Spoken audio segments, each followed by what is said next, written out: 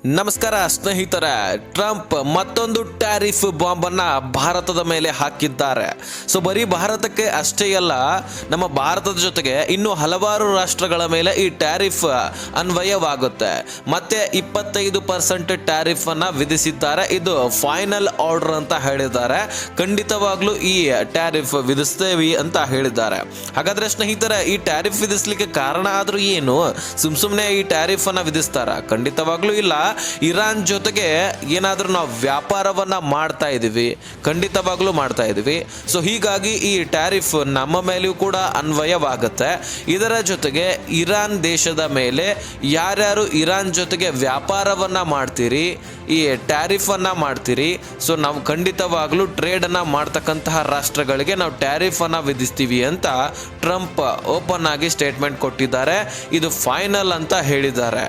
ಬನ್ನಿ ಸ್ನೇಹಿತರೆ, ಹಾಗಾದ್ರೆ ಭಾರತದ ಜೊತೆಗೆ ಇನ್ನು ಯಾವ ಯಾವ ರಾಷ್ಟ್ರಗಳಿಗೆ ಈ ಟ್ಯಾರಿಫ್ ಅನ್ನ ವಿಧಿಸಲಾಗುತ್ತೆ, ಯಾವ ರಾಷ್ಟ್ರಕ್ಕೆ ಹೆಚ್ಚಿನ ಹೊಡೆತ ಬೀಳುತ್ತೆ, ನಮ್ಮ ಭಾರತಕ್ಕೆ ಖಂಡಿತವಾಗ್ಲೂ ಬೀಳುತ್ತೆ, ಅದು ಎಷ್ಟರ ಮಟ್ಟಿಗೆ, ಎಲ್ಲವನ್ನು ಕೂಡ ನಾನು ಬಿಡಿಸಿ ಹೇಳುವಂತಹ ಪ್ರಯತ್ನ ಮಾಡ್ತೀನಿ. ತೀರಾ ಇಂಪಾರ್ಟೆಂಟ್ ಮಾಹಿತಿ, ಎಲ್ಲರೂ ಕೂಡ ಆದಷ್ಟು ವಿಡಿಯೋನ ಕೊನೆವರೆಗೂ ವಾಚ್ ಮಾಡಿ. ಮೊದಲನೇದಾಗಿ ಸ್ನೇಹಿತರೆ, ಯಾವ ಯಾವ ರಾಷ್ಟ್ರಗಳ ಮೇಲೆ ಈ ಟ್ಯಾರಿಫ್ ಅನ್ವಯವಾಗತ್ತಂದ್ರೆ, ನಮ್ಮ ಭಾರತವು ಕೂಡ ಈ ಇರಾನ್ ಜೊತೆಗೆ ವ್ಯಾಪಾರವನ್ನ ಹೊಂದಿದೆ. ಜೊತೆಗೆ ಚೈನಾ ಕೂಡ, ಅದೇ ರೀತಿಯಾಗಿ Russia, Turkey, Saudi Arabia, so ಈ ರಾಷ್ಟ್ರಗಳ ಮೇಲೆ ಹೆಚ್ಚಿನ ಪ್ರಭಾವ ಬೀರಲಿದೆ. ಜೊತೆಗೆ ಚೈನಾ ಮೇಲೆ ಇದು ಬಹಳಷ್ಟು ಹೊಡೆತ ಬೀಳ್ತಾ ಇದೆ. ಯಾಕಂದ್ರೆ ಇವರು ಈ ಇರಾನ್ ಜೊತೆಗೆ ಬಹಳಷ್ಟು ವ್ಯಾಪಾರದೊಂದಿಗೆ ವಹಿವಾಟವನ್ನ ಮಾಡ್ತಾ ಇದ್ದಾರೆ. ಹೀಗಾಗಿ ಇವರ ಮೇಲೆ ಹೆಚ್ಚಿನ ಹೊಡೆತ ಬೀಳುತ್ತೆ. ಹಾಗೆ ಅಮೆರಿಕಾದಲ್ಲಿ ಚೈನಾ ಮಾಲ್, ಹೆಚ್ಚಿನ ಮೇಕ್ ಇನ್ ಚೈನಾ ಅನ್ನುವಂಥದ್ದು ಬಹಳಷ್ಟು ವಸ್ತುಗಳು ಅಲ್ಲಿ ವ್ಯಾಪಾರಕ್ಕಾಗಿ ಅಳವಡಿಸಲಾಗಿದೆ. ಹೀಗಾಗಿ ಚೈನಾ ಮೇಲೆ ಹೆಚ್ಚಿನ ಪ್ರಭಾವ ಬೀಳುವಂತಹ ಸಾಧ್ಯತೆ ಇದೆ. ಹಾಗಾದ್ರೆ ಸ್ನೇಹಿತರೆ, ಈ ಟ್ಯಾರಿಫ್ ಯಾಕೆ ಬದಲಾವಣೆ ಮಾಡಿರ್ತಕ್ಕಂಥದ್ದು? ಇರಾನ್ ಜೊತೆಗೆ ಈ ಅಮೆರಿಕ ಸಂಬಂಧ ಒಳ್ಳೇದಿರ್ಲಿಲ್ಲಪ್ಪ ಅಂದ್ರೆ ಇರಾನ್ ಮೇಲೆ ಈ ಟ್ಯಾರಿಫ್ ವಿಧಿಸಬಹುದಾಗಿತ್ತು.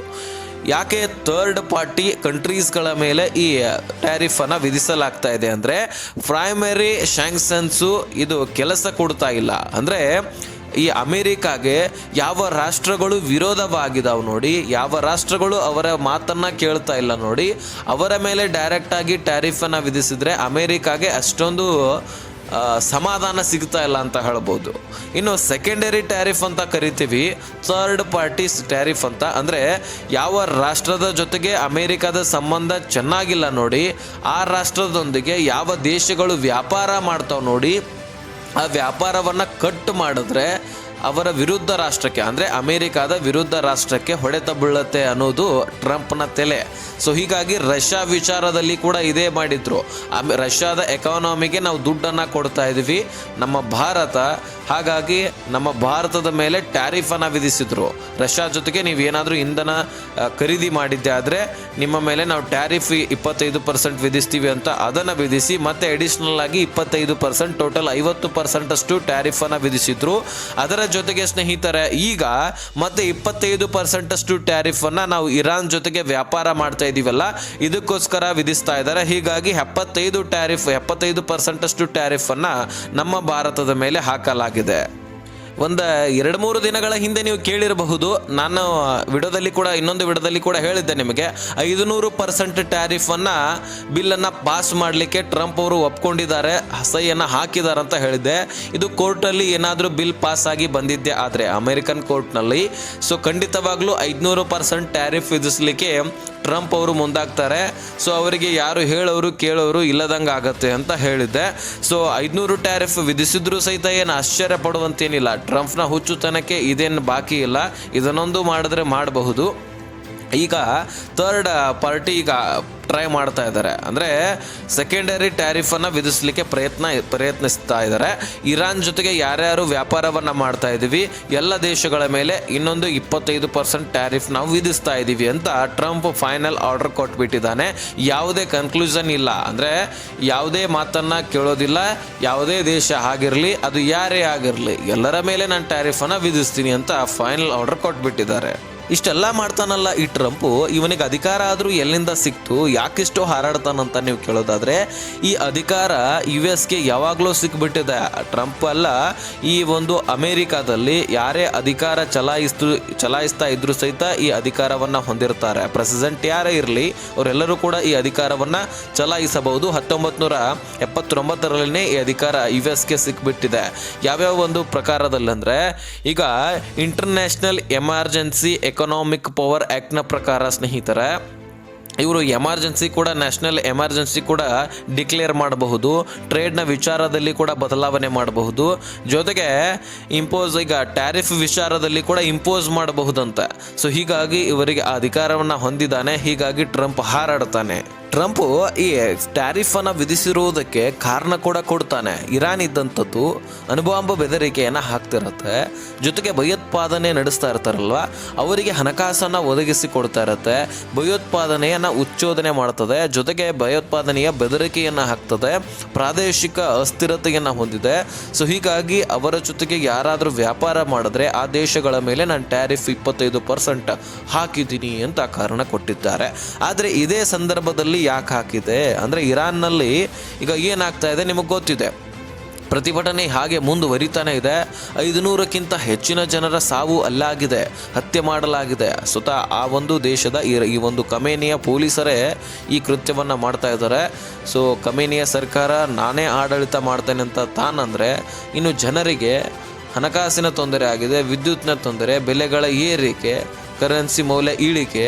ಹೀಗಾಗಿ ಆ ಒಂದು ಇರಾನ್ನಲ್ಲಿ ಪ್ರತಿಭಟನೆ ಪ್ರಾರಂಭವಾಗಿದೆ. ಯಾವ ಕಾರಣಕ್ಕೂ ಕೂಡ ನಿಲ್ತಾ ಇಲ್ಲ.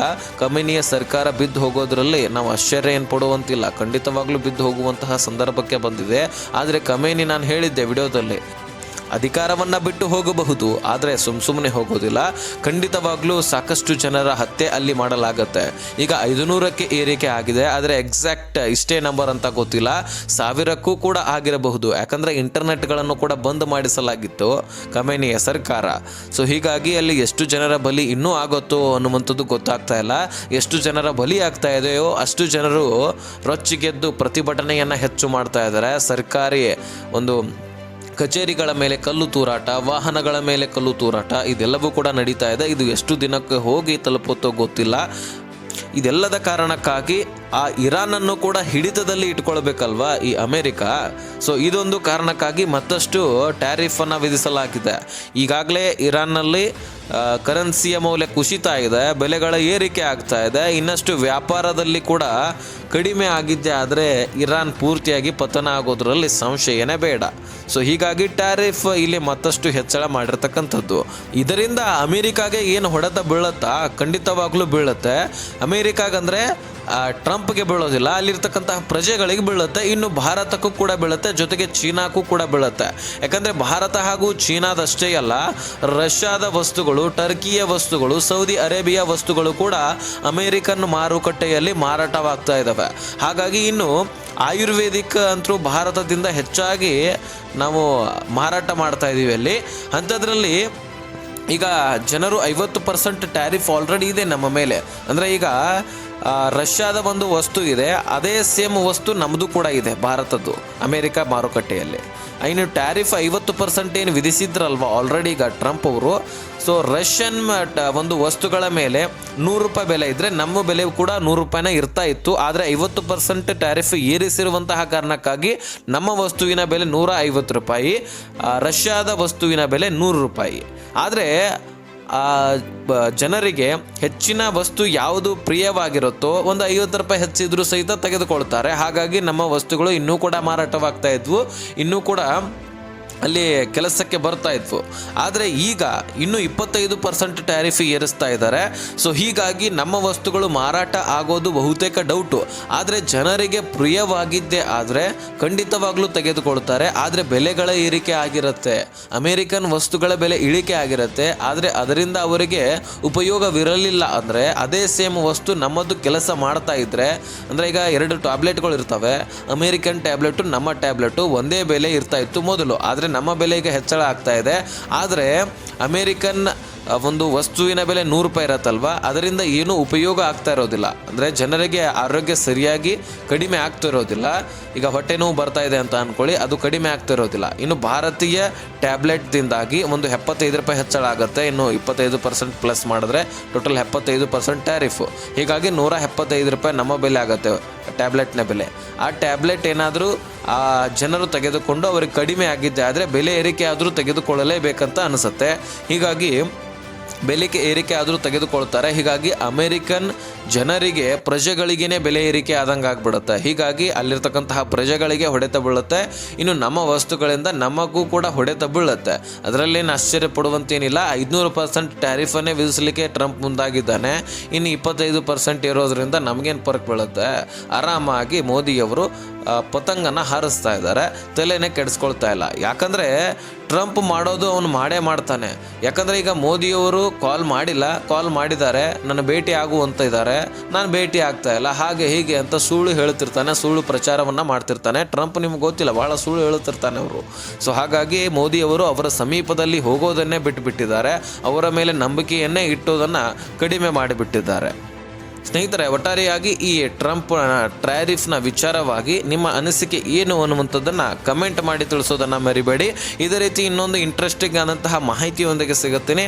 ಅಲ್ಲಿ ತನಕ ಸಬ್ಸ್ಕ್ರೈಬ್ ಮಾಡಿಕೊಂಡು ನೋಟಿಫಿಕೇಶನ್ ಆಲ್ ಅಂತ ಸೆಟ್ ಮಾಡ್ಕೊಳ್ಳಿ. ಬಾಯ್ ಬಾಯ್, ಟೇಕ್ ಕೇರ್ ಫ್ರೆಂಡ್ಸ್.